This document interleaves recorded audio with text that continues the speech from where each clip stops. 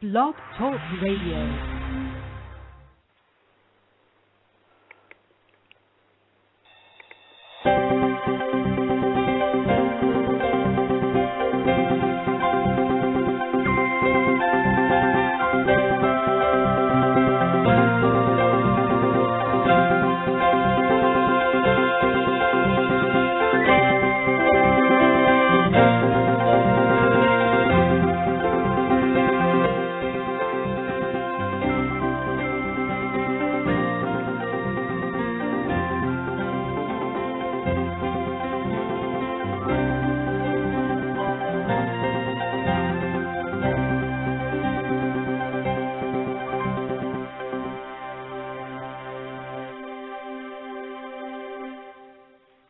Well, welcome to the premiere edition of the KevCast. I'm so glad you joined us here today, this Saturday morning. That's, of course, if you're listening live. And this is just my latest foray into the podcasting world, and it's great to be back here on Blog Talk Radio. Formerly, my former podcast, Understanding Our Times, was hosted here. Then we took it off for a little while. But I'm back on Blog Talk, and I'm glad to be here, and I'm glad you're here listening. We've got a great program, a great first program lined up here for you. But first, let me explain a little bit why this podcast exists. And I'd love to give you some sort of pretense about Rush Limbaugh's excellence in broadcasting, but really this podcast is my excuse to pick the brains of people who are a little more intelligent than me. Okay, a lot more intelligent than me, which is, I know, a pretty easy feat. But I love listening to people who are smarter than me talk about things that I want to learn about. That's really what this podcast is about. I'm not an expert in really any field. I'm a Bible teacher, a high school Bible teacher. I teach at Rock County Christian School in Beloit, Wisconsin. I've had experience as a youth pastor and assistant pastor in the past, a Bible college graduate, recovering fundamentalist, right-wing conservative Tea Party guy. But really, I'm just here to talk to people that I think have something to say and something I want to learn. So I invite you to join me. Join me here for each broadcast as just join me on my journey of grace, my journey of learning and growing in the Lord and growing in my knowledge of the world around me. That's really what this podcast is about. I'd love to say I've got grand visions for this, but that's really the nuts and bolts as I'm looking to learn, and I want you to join me in my pursuit of knowledge. So today, I am excited. I was very nervous about this interview. It's a pre-recorded interview. Sometimes we'll have live interviews, and I want to do that as much as we can because Blog Talk allows you to call in. In fact, if you're desiring to call in today, if you're listening to this live on this Saturday morning, you can call in at 818-431-8528. That's 818-431-8528. Now, this is a pre-recorded interview I have with Dr. David Murray, and we'll talk about him in just a second. But if you want to talk with me after this interview is finished, we'll open up the lines for that. We also have a chat room. If you're listening live, you can click on your it'll be taking you to a live chat room where I will be while we play this interview. Now, our interview today is with Dr. David Murray of the Puritan Reformed Theological Seminary over in Grand Rapids. We're talking about his book, How Sermons Work. It is an incredibly practical book on the art of homiletics, or the art of preaching. If you ever wonder, how does my pastor do this from week to week? This is a great book. If you're new to the preaching world and you're looking to begin your preaching ministry, this is a great book. It's a small book, easy-to-read book. We'll give you a few tips. So I don't want to take up any more of our time. Let's get to this exclusive interview with Dr. David Murray and the book, How Sermons Work. Well, on the phone with us today is Dr. David Murray. He's the professor of Old Testament and Practical Theology over at Puritan Reformed Theological Seminary in Grand Rapids, Michigan. Dr. Murray, welcome to our program. Thank you, Kevin. I'm delighted to be speaking with you, and especially about a subject that's so dear to my heart, which is preaching the gospel. Well, let's talk about the book. The book is entitled how sermons work. I like the approach you take, and we'll air we'll put on the video on our website, which is just hilarious, because you can picture, and this has happened to me, and I'm sure it's happened to many, especially in my independent Baptist background. This happens all the time. Saturday night rolls around, and the pastor calls, and hey, so and so is sick. We need a Sunday school teacher tomorrow. We don't have a curriculum. You're on your own. Go for it.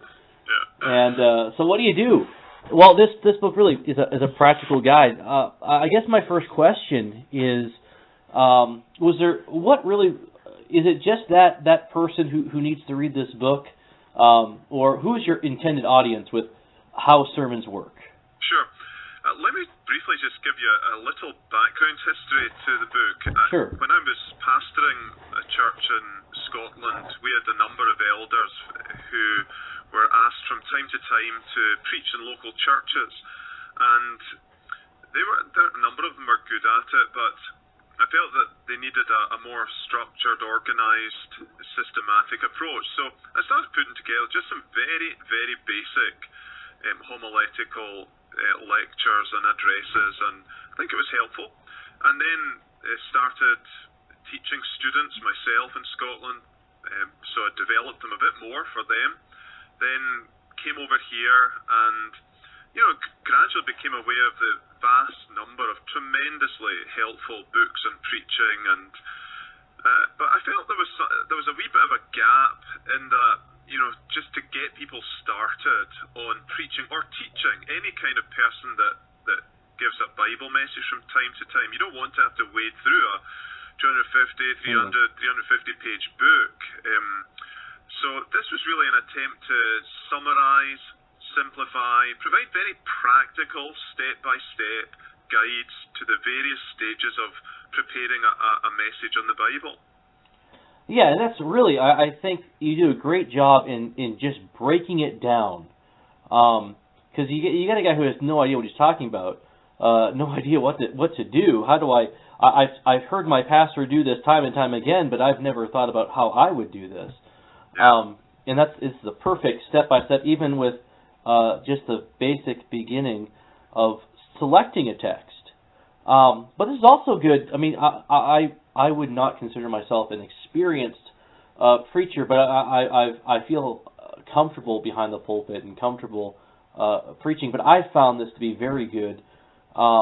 It's just a refresher, not even just a refresher course, learning a lot of new things.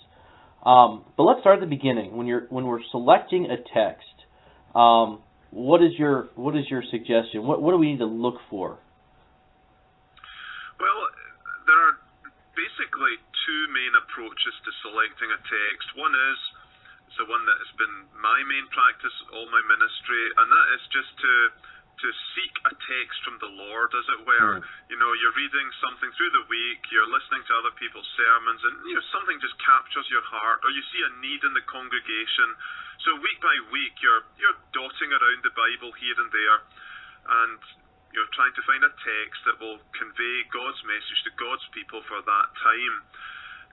And then the other approach is really much more common, especially in America, this consecutive expository preaching approach, where you really select a book, or at least a chapter in a book, and work your way through it over a number of weeks, systematically and regularly. And so I try to address both methods of selecting a text in the book, trying to help people find sources for the texts that they will pick from week to week, and also addressing this more consecutive approach, showing the strengths of it, and also giving some cautions so as to avoid some of the possible disadvantages of that approach. Well, let's talk about those disadvantages, because, again, those listening it's not a surprise, my background in fundamentalism.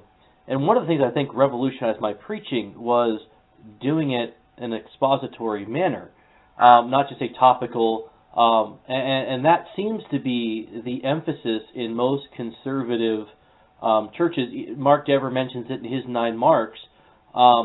What could be some of the disadvantages to not just exegetical, but just a book-by-book, chapter-by-chapter approach to preaching? Yeah, I personally believe there's a place for both in a congregation, and I think every pastor would be able to gauge the right mix. I certainly don't recommend, a pastor doing 2 and 3 series at a time. But some of the disadvantages, I think the main disadvantage I found of this approach is sermons tend to become more lecturely, more academic, and much less evangelistic.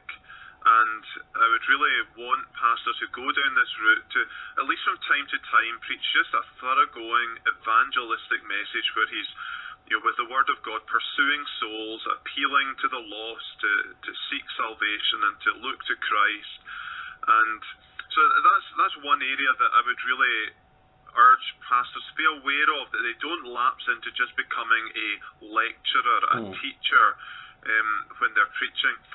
Also, I think there's a danger of, maybe it's related, when pastors are preaching just the next part of the Bible, there's a danger, I think, that it doesn't really capture their own heart, and for them it's just going through the motions, and so there's maybe extra need there for prayerfully seeking the Lord's kindling of passion and emotion to accompany the preaching. Another danger I've seen is where the sermon just tends to become a running commentary with there's no one main message, there's no points, there's no structure. I think that's very difficult for people to hold on to.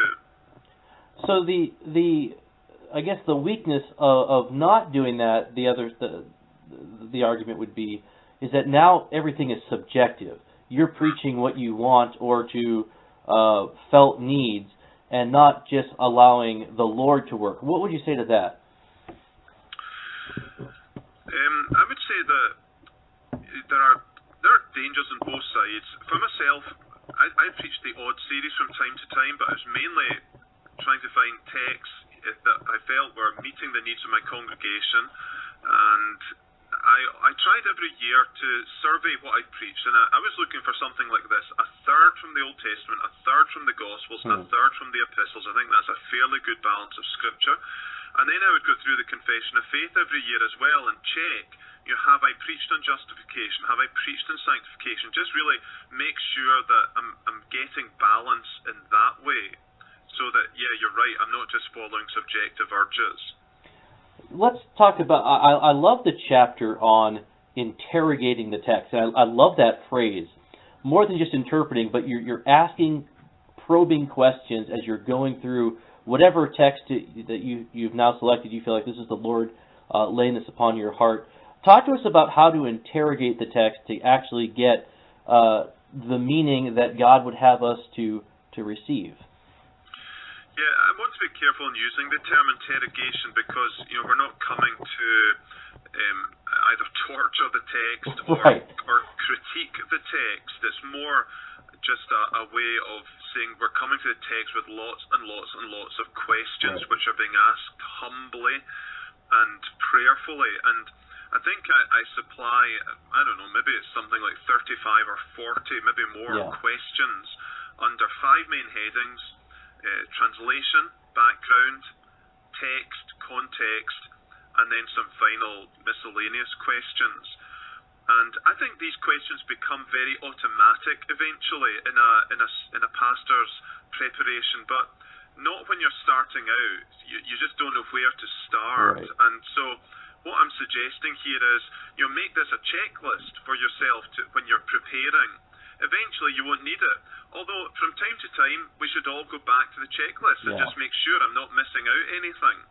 And I read a recent Steve Jobs interview where he said design is keeping 5,000 things in your brain. I think sometimes preaching's a bit like that, and so of course we're going to drop the odd thing now and again, and so it's good to just have a refresher, a reminder of the kind of things that we may be missing out. And we want to remind our listeners, the book we're talking about is How Sermons Work by Dr. David Murray. There'll be plenty of links on our blog, but you can also check out at Amazon.com, or you can check out Dr. Murray's blog at headhearthand.org, headhearthand.org. There's a link there where you can purchase the book. The book again, How Sermons Work. Kind of a layman's guide to preaching. But again, all audiences can benefit from this, whether it's the seminarian who's just starting out, not really sure how to connecting with the people. And Dr. Miller, let's talk about that, because I just recently saw this. You've got a young guy fresh out of seminary or fresh out of Bible college. He's got a ton of theological concepts in his head, which are good.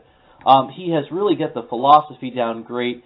But then he's got to talk to people who just got off their 9-to-5 shift at the local factory or whatever, have no theological training whatsoever. And he's got to connect with that person.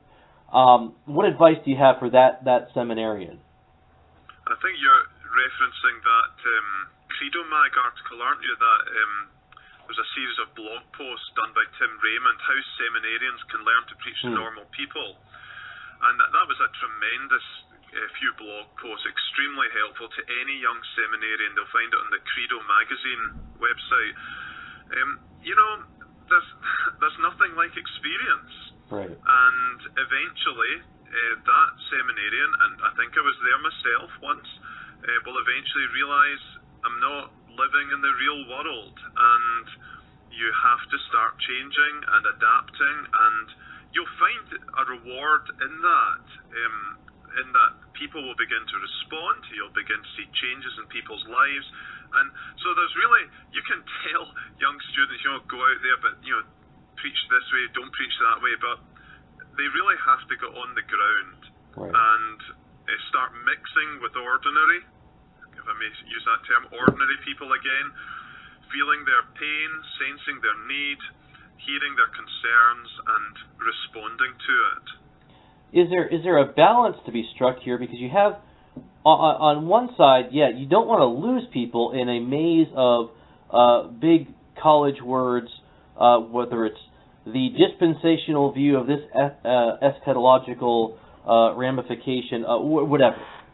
Losing people in language, but at the same time, you want to take people from where they are and let them see there's so much depth to the Word of God that it's amazing, and you want them to have that sense of amazement, but you don't want them to be lost.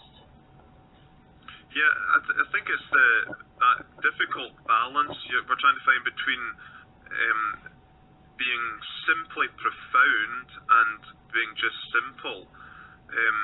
I believe we can train preachers to preach on the most profound truths in the Bible, and yet in a way that is still simple and easy to understand. And it's not something that's easily taught, but I think it can be caught as you preach and as you experience people's feedback and remain sensitive to the work of God in your own soul.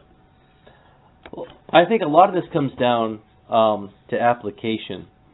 I know Brian Chappell in his book on preaching tells us to picture the ugly guy in the back who, after your great message, simply says, "Okay, now what? So what do I do?" And you have 2 chapters in your book about application. How important is it? Because sometimes in our conservative circles, it's the emphasis is on expounding upon the text, exegeting what's there, pointing people to the majesty of Christ, but then it's almost as if, okay, now that should be enough for you. How important is application? I agree with you, Kevin. I think there's been an overreaction to the how-to preaching that has characterized many evangelical churches, and it's just become a very moralistic, legalistic, thou shalt not kind of approach, and without really any substance, any exegetical foundation to it. But I fear that we've gone to the other extreme at times, in that we're really just giving doctrine, giving explanations of texts, and you're right, just saying, now admire this or admire the Christ of this. Whereas I really believe there has to be something more than that. There's got to be, okay, it's wonderful to lift people up and exalt Christ and lift the heart up to Him, but we're living in the world as well, and we have to try and communicate this, translate this into concrete, down to earth, living in the home, in the workplace, in society, and so on. So, with that frame of mind, because again, I think you're right, it's an overreaction to whether it's a seeker-sensitive model where everything's focused on the person and not a God-centered desire. So with this in mind, how much time should be spent on application? Let me just throw it out that way. Usually a lot more than we do. Certainly I should be spending a lot more on it, I must be honest, Kevin. I think we often wing it when it comes to application. Right. But as I try to argue in the book, I believe we should spend time on that, not as much as exegesis. I don't think that's necessary, but certainly much more than we usually do. It's so easy when you get to that point, right, I've understood the text, and I believe I've got a message here, I can communicate and explain this, and that is such hard work, it's such mental toil. The thought that you then have to go another lap and get applications from this that are varied and relevant and appropriate to your audience. It's so tough, but we've got to, by the help of the Spirit, just summon up that spiritual energy to go that last lap, really make the sermon complete, finish the job. And I know sometimes in my own preaching, it gets to the applications at the end, and as the clock is ticking away, I'm finding, I've got to quickly throw in something practical at the end here before the last amen, and it's almost the forgotten part. I think one of the ways around that, I mentioned that the book, J. Adams is strong in this, is to be applicatory throughout, first sentence, and continue throughout, and I don't think that need lead to shallow, moralistic sermons. And that's not a compromise to throw an application. I mean, that's kind of the point of preaching. Exactly. Is to not necessarily to bring decisions in, but to apply to the heart what God has written and preserved. Again, our book is How Sermons Work by Dr. David Murray, who's on the line with us now. Dr. Murray, talk to us about the actual presentation of the sermon, because that's another thing sometimes that's forgotten, because we criticize people if the preacher is, it's almost, you can't criticize the preacher for being a little dry or boring, but you talk about, I hate to say it, but I don't have the book in front of me. You talk about, it's a quotation about basically preaching has to do with personality. So talk to us a little bit about that. Well, from what I've seen, and we're all susceptible to it to a degree, we can very easily start imitating other people. And I'm just arguing here to really be aware of that danger, to be sensitive to it, and fight against it, and become the best you can be. And yet the other danger is you quash personality. There's almost some sort of moral virtue in being utterly boring. Right. And again, we want to avoid that. We don't want histrionics that are artificial, but neither do we want people just being robots in the pulpit either, especially if it's not their personality. So it should really just be the person's nature slightly amplified for the sake of public address. Again, our guest is Dr. David Murray, and you can learn more about Dr. Murray's ministry and his thoughts on leadership by logging on to Head, Heart, Hand. That's hard to say. headhearthand.org, and you can read his blog. There's videos there. And Dr. Murray, as we're coming to the close of our interview, there's another book I can't wait to read this about Christians and depression. Give us a little teaser about that book. Well, that's one I wrote a year or so ago, and again, it really came out of pastoral ministry. When I was a pastor in Scotland, there were I was in the Northwest Highlands with a very high instance of depression, and when I came out of seminary, I really came out very ill-equipped to deal with this. In fact, I came out with all the wrong equipment, and through bitter, painful experience, I really had to change a lot of my thinking about the causes and the cures of depression. And then it came very close to home in my own family. And again, that was a big learning curve. And so I thought, well, I felt again there was just a lack of a short, succinct, structured approach to depression. People are depressed, there's a care for them, they're just not ready for 200-300-page books. So again, I just wrote a very short book. It's called Christians Get Depressed Too, and it's just trying to show depression is a normal abnormality in the Christian life. Trying to take a very holistic approach to the causes and the cures. Try and provide some very practical helps to people who are in it and those who are caring for them. Well, again, our guest has been Dr. David Murray. Dr. Murray, what will surprise some? I mean, you teach. You're a seminary professor. Yet you'll find this particular the book we're talking about, How Sermons Work, incredibly practical. What closing thoughts would you give to the layman, as we said before, the ordinary person who is struggling through this? Maybe they're thinking about buying your book. They're struggling with this idea. How do I deal with this Sunday school class? What if I get that call? What closing thoughts do you have for that person? Yeah, for non-pastors, not every part of the book will be relevant, but there are large parts of that book that are helpful to anyone who ever teaches a Sunday school class, catechism class, leads a Bible study, has youth fellowships. It's really just, there are some really helpful step-by-step approaches to getting the most out of the Bible and making it relevant and applicable to people's lives. And that's my passion. Although I'm a professor, I'm a pastor and a preacher at heart, and I really just have a passion for helping people understand the Bible and be able to communicate it themselves to others. And how would pastors find this helpful? Well, I think certainly young pastors would find it most helpful. As a summary of probably a lot of what they've already learned, but just a good checklist to have handy. Some of the older pastors who have read it have told me that they did learn something from it, and even just as a refresher. Personally, I try to read preaching books, at least 2 a year, and yeah, there's a lot that you know, but it's you just forget and you get into bad habits, and it's good to get corrected. And this book was mailed to me, or I got it in the mailbox, just as I sat down to prepare a series of messages for a youth retreat I was preaching. And I can say I found it very practical, very applicable, easy to read, easy to understand, easy to apply. And that's saying a lot for a guy that's as dumb as I am.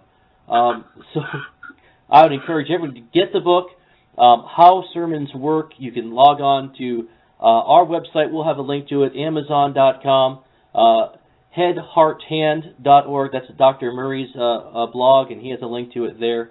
Dr. Murray, I want to thank you very much for your time and your willingness to come on our program. Thank you very much, Kevin. It's been great to talk with you, and pray the Lord's blessing in your own work and ministry. Well, and that's the conclusion of our interview. I'd like to thank again Dr. Murray for joining us, and thank you for joining us. Don't forget to check out our blog, www.kevinjthompson.info, kevinjthompson.info. Join us back next time. We have a great guest lined up. Pastor Michael Carl will be talking about the state of the evangelical world. But until then, keep listening. Thanks again. www.kevinjthompson.info.